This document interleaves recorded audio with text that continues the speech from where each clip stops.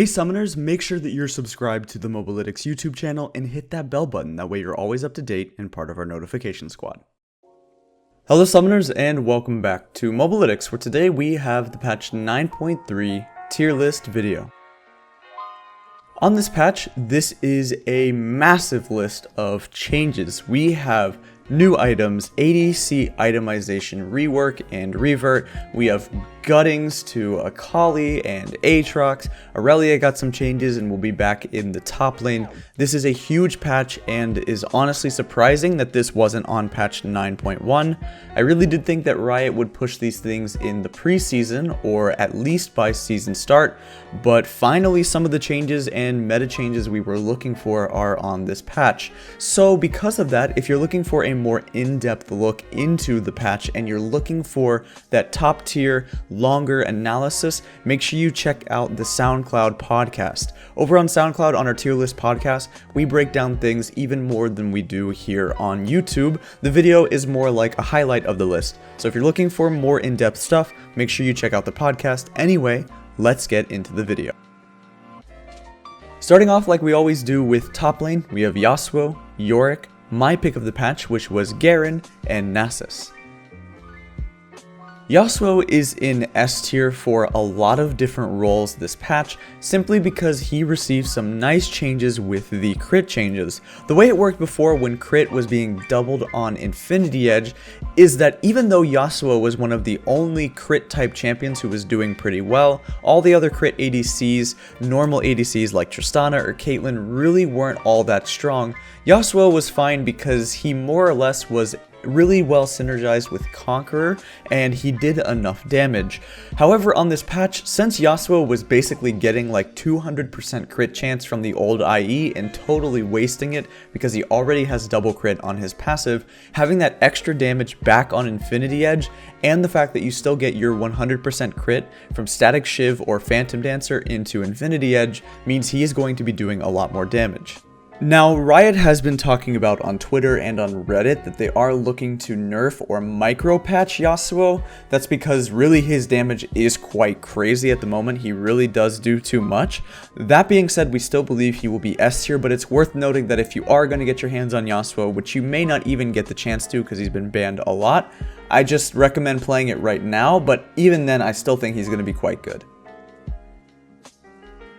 My pick of the patch was Garen for one reason, and that's because Riven and Renekton and Fiora and Aurelia are all receiving much more popularity due to some of the new items.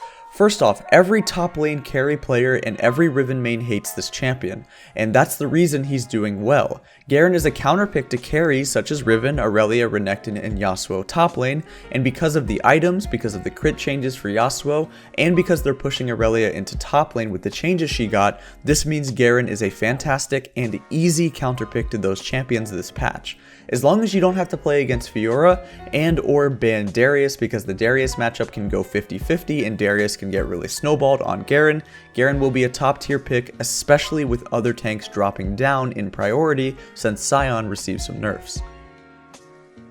Finally, for top lane, let's go over Yorick. Wow, this champion has sprung way up. He has actually swapped over his keystone from Grasp of the Undying into Conqueror because his damage is through the roof due to some recent buffs he got for his Maiden. Yorick has received quality of life after damage, after buff, after buff, after buff, and finally it is coming to fruition. We saw him in competitive play from Someday last weekend. Even though it didn't win, it still looked okay, and I do think that Yorick will be practiced by high elo players, which is why you're seeing him both S tier in normal and high elo. Yorick is somewhat easy to play and has a ton of carry potential, and that's why you see him as S tier. For high elo top lane, almost all of this will make sense, and you're seeing mostly the champions that you see in lower tier, just harder to play ones, move up. Things like Riven are already S tier from the previous patch, and that's still going to be the same. She's still really good. The only thing that may surprise you is Gangplank in S tier. This is slightly predictive from us, but since Gangplank got his crit build back, we do think that GP will see a resurgence for high elo players who are especially good at GP. He's been in sort of a lull for quite a while because he really does value those crit items, but with Lord Dominic's Regards now having 45 AD on it, as well as being great for him getting his crit back, and with tanks being popped up, certain things like Singed or Urgot or Nasus or Scion, Yorick, all these tanks that he's going to get to play against means that he has time to scale and proc a bunch of Klepto on them.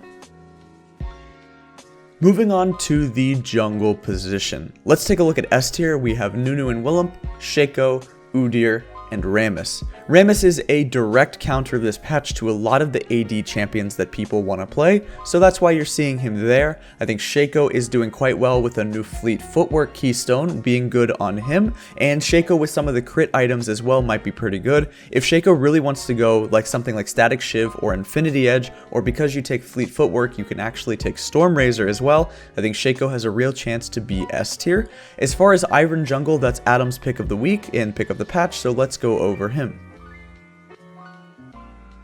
On the previous patch, jungle lost a lot of their resources, mostly experience from the camps, and that's why jungle players have found it harder to fully snowball and take over games with heavy gank style junglers like Camille, who is also receiving a nerf on this patch. Junglers decided that low econ tanks who still have powerful ganks like Sejuani and Rammus were stronger, which is why you see them moving up. Keeping on that same train of thought, people may have forgotten Ivern, the ultimate low econ ganking style jungler. He's surprisingly good against Karthus, a very popular pick right now due to his shields and early access to Locket and Redemption.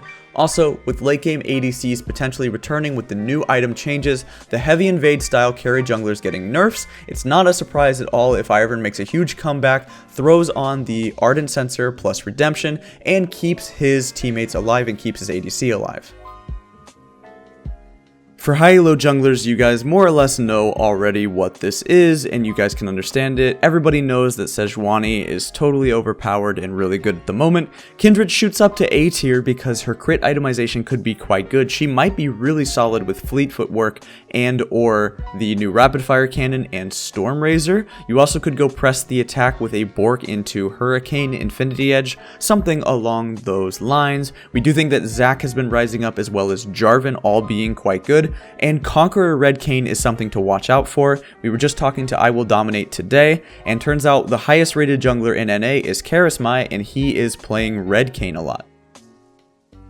Moving on to the mid lane position. Again, speaking on before, we have Yasuo in S tier, which should make sense. Vel'Koz is extremely powerful right now, both as a mid laner and supportive bot laner, and by support I mean mage. We also have Midbeasts' pick of the patch, which was Nocturne mid, which we'll get into in a second. Aurelion Sol finally returns to the tier list after some nice quality of life buffs, as well as a slightly new build coming out for him. The thing is, Asol doesn't always have to take Phase Rush. You can take Augment, or you can take Electrocute, or you can take Dark Harvest. All of these seem pretty good on him, and I like all of these keystones. It's just a little bit matchup dependent. Also, even though the Kassadin matchup is just as hard before, because of his nerfs to his armor, even though it doesn't affect the A-Soul matchup in any way, it means that overall people have put less priority on Kassadin, which means that for Aurelion Sol, maybe you only have to ban Fizz now. For Nocturne mid, this was Midbeast's pick of the patch, and what he said is that your build path is full CDR with Black Cleaver into Spear of Sojin, while taking Lethal Tempo, Presence of Mind, Alacrity, and Coup de Grace with Taste of Blood and Ultimate Hunter. He found this build from a top 20 Korean ranked Nocturne mid one-trick pony, and who is abusing this type of strategy since late Season 8. The introduction of Spear of Sojin will allow Nocturne to be even tankier in the mid game for his engages, which revolve around a sub 60-second cooldown with Presence of Mind, an Ultimate Hunter, and 40 CDR. As Aurelia, Akali, and Aatrox have seen massive nerfs on this patch, especially with Aurelia being moved out of mid lane into top lane, your must ban now is Lissandra mid, who is easily one of the strongest solo queue picks. Doing so will leave you in a relatively weak mid champion pool to play against in mid lane, which allows you to actually farm, scale up, get your items, and move around the map. For the high-elo mid laners, the only big movers here you're seeing are things like Syndra being better. We also think that Talon scales really well with Elo, not necessarily because Talon is just fantastic in Challenger, it's just that the Challenger talents are so good at the champion that they make them realize that just how good he is in solo queue, and that's why we really like Talon. There's a couple things that do move down. Things like Lux and Heimer aren't quite as good in higher Elo, but they're still okay, and Vladimir is one pick to watch. We do have have him in B tier, but the thing about Vlad is that he's just slightly untested at the moment. It seems like his phase rush build is really solid, especially with full AP and Spellbinder, so keep an eye for Vlad moving up in the next couple of patches. We'll have to see if he continues to receive play in mid lane, but he's definitely a good mid and top laner at the moment. Alright, moving on to the bottom laners. Now, this is the first time other than Yasuo where we are seeing pretty much a fully decked out bottom lane position full of marksmen and traditional ADCs. It has not been this way in quite a while. In S tier we have Yasuo, Vayne, Lucian, and Sivir, and then we also have Hewitt's pick of the patch and our final pick of the patch as Misfortune. For Misfortune as a pick of the patch for a bot carry, it seems a little bit odd because MF arguably received no changes, but that's exactly why she's being picked as well. If you're unsure of where the marksman changes will land or you need some time for the dust to settle, then stick with MF for now. She can purchase full lethality, so she only gets a buff from Last Whisper being a better buy. She still will be a top tier marksman after the changes and she'll require the least amount of adaptation from her players, so if you're not sure if you're supposed to be playing Trist, or Kog'Maw, or Twitch, or Caitlyn, or Jhin, or whoever after the changes and after the buffs to ADC marksman itemization, then maybe just stick with MF for now. That's kind of why Hewitt wants to pick her. For high elo bottom laners, Lucian and Kog'Maw skyrocket way up. These are your traditional carries for solo queue. Lucian is disgustingly oppressive in lane and makes it so every ADC cannot get out of lane. Ezreal is moving down again because certain ADC and marksman types, especially given the time to scale, will start to outscale him. If Vayne or Twitch or Jinx get to a couple of items, Ezreal can't do anything and cannot compete with their damage. Arguably last patch he was S tier in high elo, but now he's all the way down in B tier just because, again, there's no way he will compete with 3 item Kog'Maw damage, and because there's going to be more supportive junglers as well and more tanks, more Sejuani, more Ivern, more Nunu and Willump, that means these hyper carries are going to have more time to scale. Last but not least, let's talk supports. In S tier we have Nami, Taric, Vel'Koz, and Sona, and then in A tier let's talk about Thresh.